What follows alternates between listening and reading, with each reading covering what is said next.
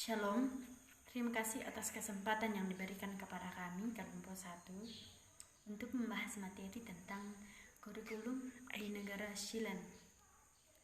Ada dua kurikulum nasional yang dimiliki oleh Selandia Baru atau New Zealand. Kurikulum pertama disebut The New Zealand Curriculum, di mana diterapkan oleh sekolah-sekolah berbahasa Inggris secara umum. Dan kurikulum yang kedua menggunakan kurikulum berbasis filosofi Maori yang disebut Te Marautanga o Aotearoa, diterapkan di sekolah berbahasa Maori atau suku asli Selandia Baru. Pada pendidikan dasar, kurikulum pendidikan di Selandia Baru fokus pada dasar pembelajaran di mata pelajaran dan kompetensi, tetapi terutama dalam literasi dan berhitung. Kemudian pada pendidikan menengah, mereka belajar kurikulum yang luas dan seimbang.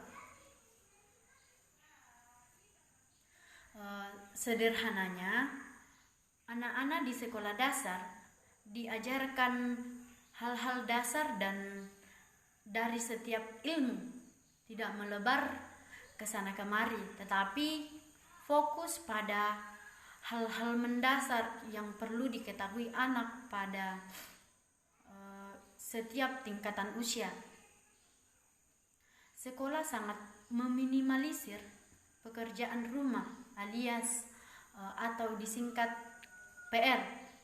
Kalaupun ada, biasanya berupa proyek menulis, membaca dan membuat resensi buku atau proyek kreativitas. Prinsipnya, anak belajar di sekolah, sementara rumah adalah tempat belajar kehidupan bersama keluarga.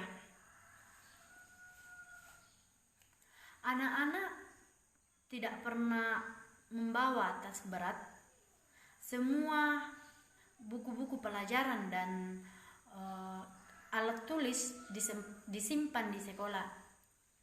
Anak hanya perlu membawa perlengkapan diri seperti topi, jaket, makanan, minuman, dan kebutuhan yang lain setiap kali berangkat ke sekolah.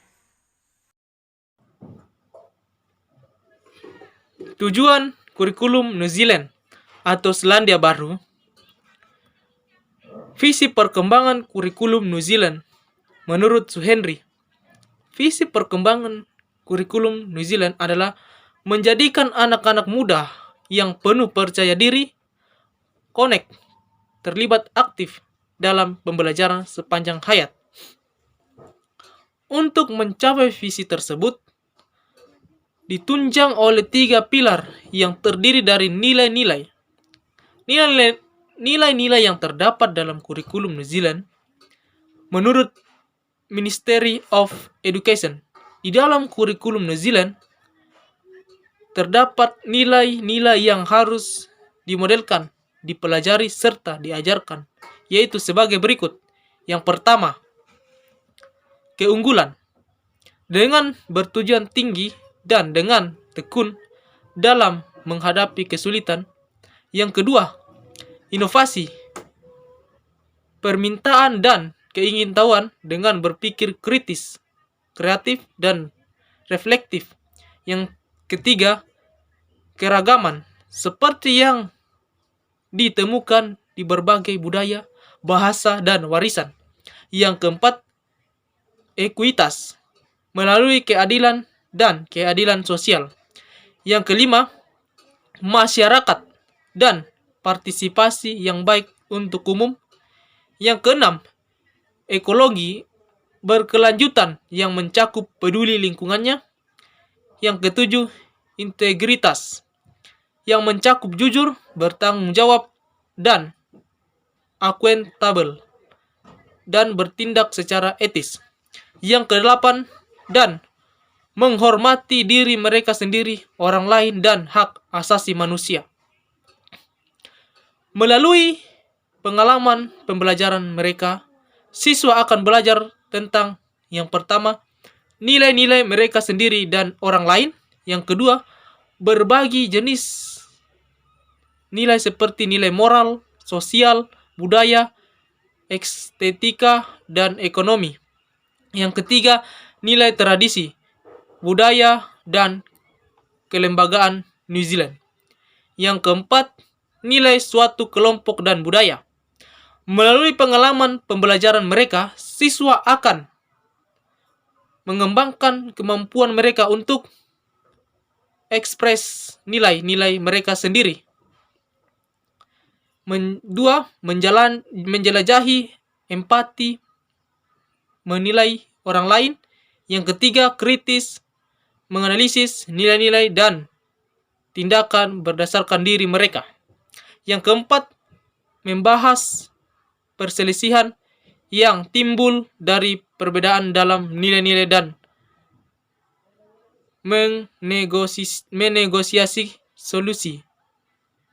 Menegosiasikan solusi.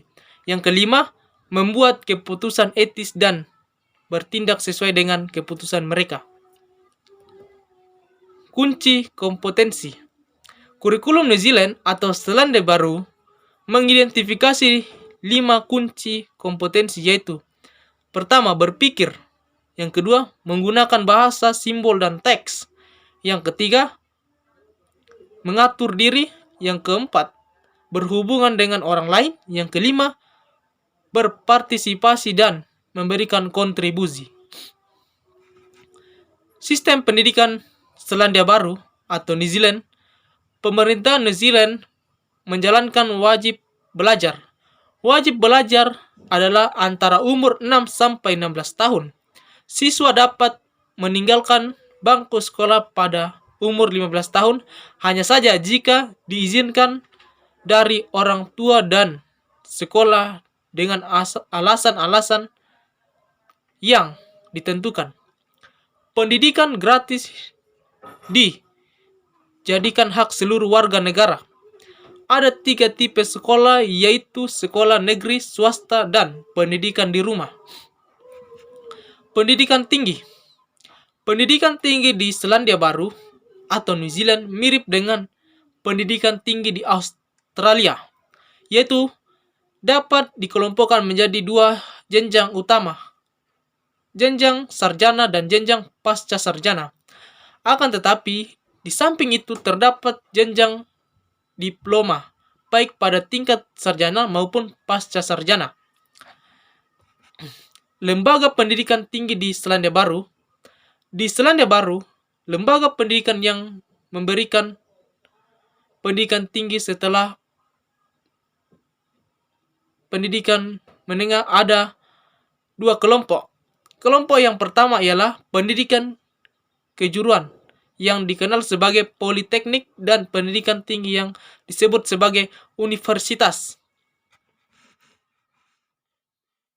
Perkenalkan, nama saya Priska Tapi, kelas D jurusan PAK dengan NIRM 1020196814.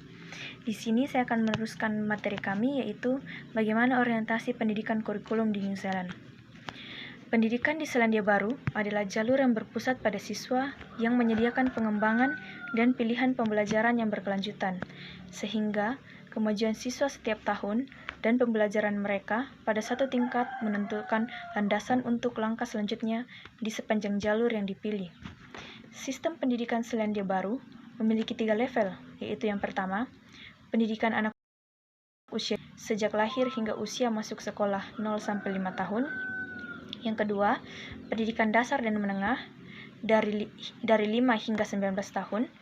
Yang ketiga, pendidikan lanjutan atau hingga pendidikan tinggi. Sekolah di New Zealand dimulai dari umur 5 tahun. Tahun akademik mereka adalah dari bulan Januari sampai dengan Desember. Secara umum, lamanya pendidikan dasar dan menengah di New Zealand ialah 13 tahun. Primary school sampai dengan 8 tahun. Lalu, secondary school sampai dengan 13 tahun. Wajib belajar di New Zealand adalah sampai dengan 10 tahun.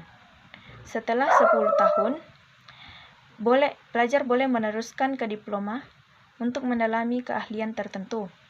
Apabila pelajar meneruskan ke secondary school hingga selesai, mereka akan mendapatkan kualifikasi National Certificate atau Educational Achievement atau NCAA yang diakui di seluruh New Zealand. Terima kasih. Shalom, saya Lydia Juwita. Saya akan melanjutkan materi tentang sistem penerapan kurikulum di negara New Zealand.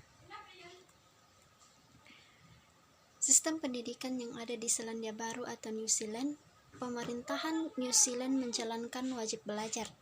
Wajib belajar adalah antara umur 6 sampai 16 tahun.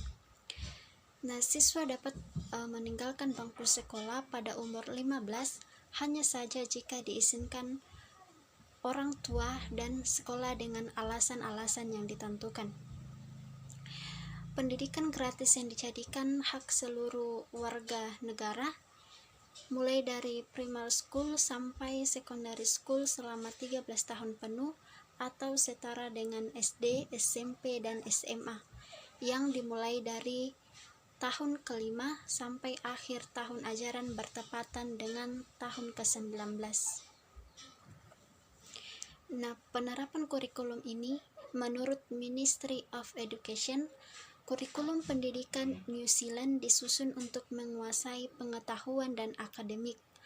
Ada 8 bidang pelajaran yang dipelajari siswa, yaitu yang pertama bahasa Inggris, kedua seni, yang ketiga kesehatan dan pendidikan jasmani, yang keempat belajar bahasa, yang kelima matematika dan statistik, yang keenam ilmu pengetahuan, yang ketujuh ilmu sosial, dan yang kedelapan teknologi.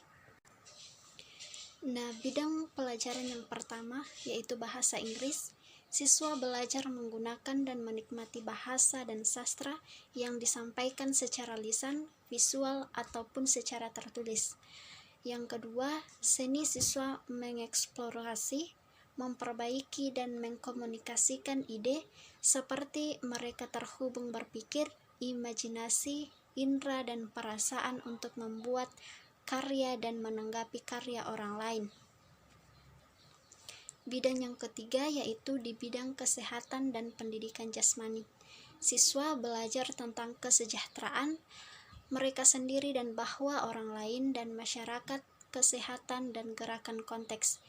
Yang keempat, dalam belajar bahasa, siswa belajar untuk berkomunikasi dalam bahasa tambahan, mengembangkan kapasitas mereka untuk mempelajari lebih jauh bahasa dan menjelajahi dunia yang berbeda dilihat dalam kaitannya dengan mereka sendiri. Bidang yang kelima yaitu dalam matematika dan statistik. Siswa mengeksplorasi hubungan dalam jumlah, ruang, dan data dan belajar mengungkapkan hubungan ini dengan cara yang membantu mereka untuk memahami dunia di sekitar mereka. Bidang yang keenam yaitu dalam ilmu pengetahuan, siswa mengeksplorasi bagaimana alam fisik dan ilmu itu sendiri bekerja sehingga mereka dapat berpartisipasi sebagai kritis, informasi, dan bertanggung jawab warga negara dalam masyarakat di mana ilmu pengetahuan memainkan peranan penting. Bidang yang ketujuh yaitu dalam bidang teknologi.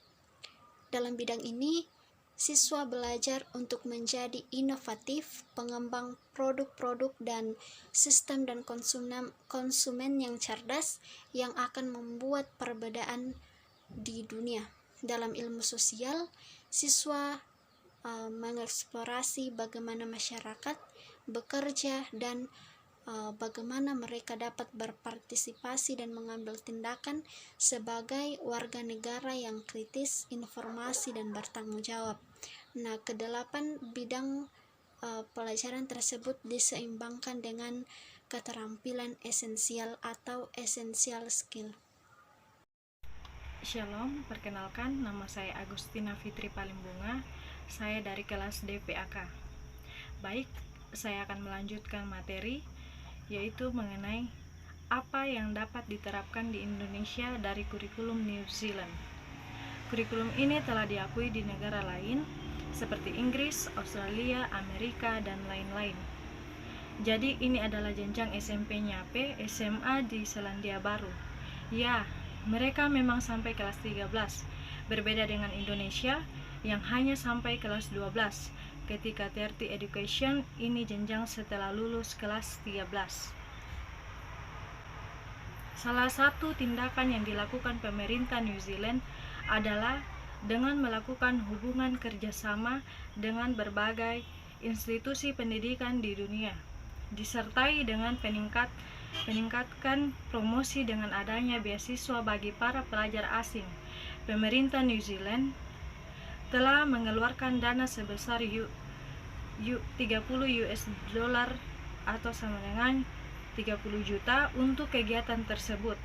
Dari upaya yang dilakukan pemerintah New Zealand tersebut telah membawa peningkatan jumlah pelajar internasional dari berbagai negara. 3 negara yang mengalami peningkatan jumlah pelajar adalah pelajar yang berasal dari India yaitu 60%, Indonesia 22%, dan Cina sebesar 12%. Kota Auckland dan Canterbury telah menjadi 2 wilayah yang mengalami pertumbuhan dengan pesat atas kedatangan pelajar internasional. Yang patut juga diterapkan di Indonesia yaitu pertama, sistem pendidikan terkemuka dunia. Selandia Baru memiliki sistem terkemuka di dunia. Berdasarkan laporan OECD di tahun 2016, negara ini menghasilkan 7 lulusan berpotensi tertinggi di dunia, menempati posisi di atas Amerika, Kanada, dan Inggris. Yang kedua, mendidik untuk masa depan. Selandia Baru berhasil meraih peringkat ketiga dunia dalam mempersiapkan pelajar untuk masa depan berdasarkan laporan The Economist Intelligence Unit di tahun 2018 lalu. Gaya belajar di Selandia Baru mampu mendorong siswa untuk berpikir sendiri daripada menghafal informasi dari buku. Karena itu, mereka akhirnya memiliki keterampilan yang diminati pengusaha belajar memecahkan masalah, berpikir kreatif dan kritis, serta bekerja secara kolaboratif. Yang ketiga, sistem pendidikan yang multikultur. Mahasiswa internasional yang menempuh studi di negara ini akan merasa diterima karena Selandia Baru menyambut mereka dengan sangat hangat. Hal tersebut dikarenakan masyarakat yang begitu terbuka terhadap kemampuan kelompok etnis, kepercayaan, serta pengajaran dan pembelajaran. Dengan keunikan serta keragaman yang ada di negara ini, Selandia Baru jelas terbukti memiliki reputasi pendidikan yang menjunjung aspek multikultural. Yang keempat, beragam bidang studi dan belajar berbasis riset. Pemerintah Selandia Baru berinvestasi banyak di sektor pendidikan, mulai dari sertifikat hingga gelar doktor. Semua tingkat pendidikan tersedia di negara ini dengan berbagai bidang studi yang ditawarkan. Pelajar di negara ini akan berkesempatan memilih sesuai yang diminati. Di samping itu, sistem pendidikan di negara ini juga berbasis penelitian. Yang kelima, kesempatan bekerja paruh waktu selama masa kuliah dan penuh waktu selama masa libur. Selandia Baru memperlakukan para pelajar layaknya orang dewasa dengan memberikan mereka berbagai kesempatan untuk belajar dan menghasilkan di dalam kampus atau sekitarnya.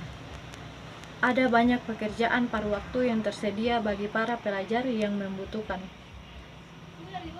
Ini yang dapat diambil menjadi contoh untuk diterapkan di negara Indonesia. Terima kasih.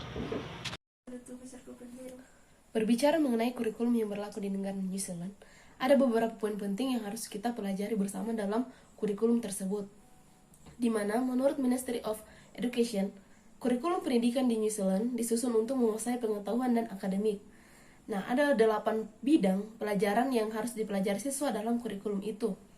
di mana bidang yang pertama ada bahasa Inggris, kedua seni, ketiga kesehatan dan pendidikan jasmani, yang keempat belajar bahasa, yang kelima matematika dan statistik, yang keenam ilmu pengetahuan, yang ketujuh ilmu sosial, dan yang kedelapan bidang teknologi. Adapun bidang yang pertama, di mana dalam bahasa Inggris, siswa belajar menggunakan dan menikmati bahasa dan sastra yang disampaikan secara lisan, visual, ataupun secara tertulis.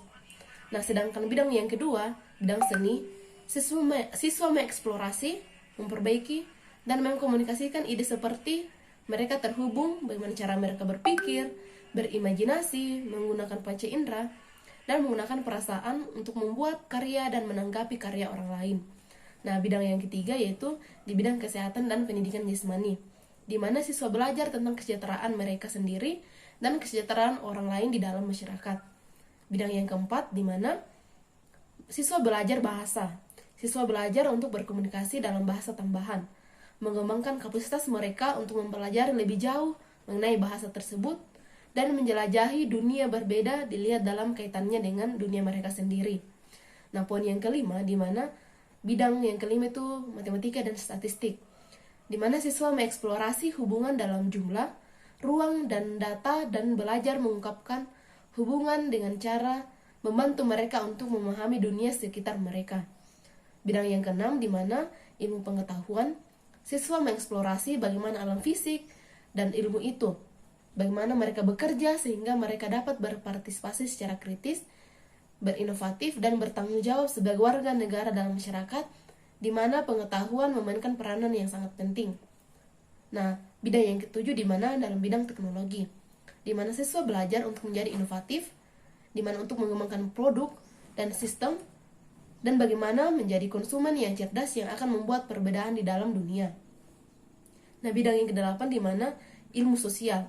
Nah, siswa mengeksplorasi bagaimana masyarakat bekerja dan bagaimana mereka dapat berpartisipasi dan mengambil tindakan sebagai warga negara yang kritis, yang mengetahui berbagai informasi dan dapat bertanggung jawab.